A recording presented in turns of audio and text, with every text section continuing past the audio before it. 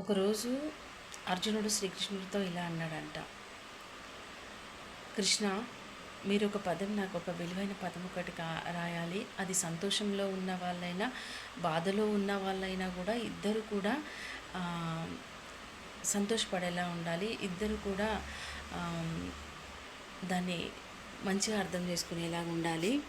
ఇద్దరికి ఉపయోగపడేలా ఉండాలి అన్నాడంట. దానికి శ్రీకృష్ణ భగవానుడు ఇలా రాశాడంట, ఈ సమయం శాశ్వతం కాదు అని, ఇది ఎప్పటికీ శాశ్వతం కాదు అని రాశాడంట.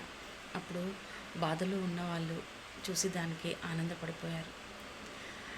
ఈ బాధ ఎప్పటికీ శాశ్వతం కాదు అని. అలాగే సంతోషంలో ఉన్న వాళ్ళు కూడా రియలైజ్ అయ్యారనమాట, ఎప్పటికీ సంతోషమే కాదు, అన్నీ ఉంటాయి లైఫ్ అన్నాక. సంతోషాలు, కష్టాలు, సుఖాలు, లాభాలు, నష్టాలు అన్నీ ఉంటాయి.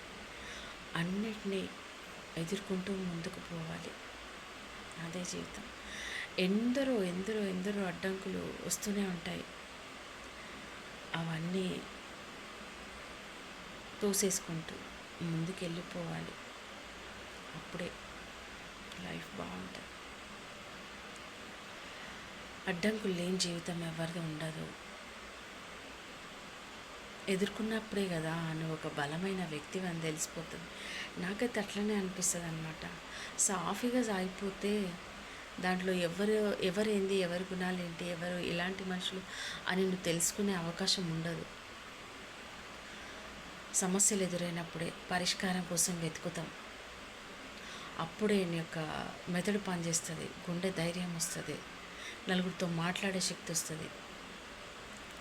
అందుకే శ్రీకృష్ణ భగవానుడు చాలా మంచి మంచి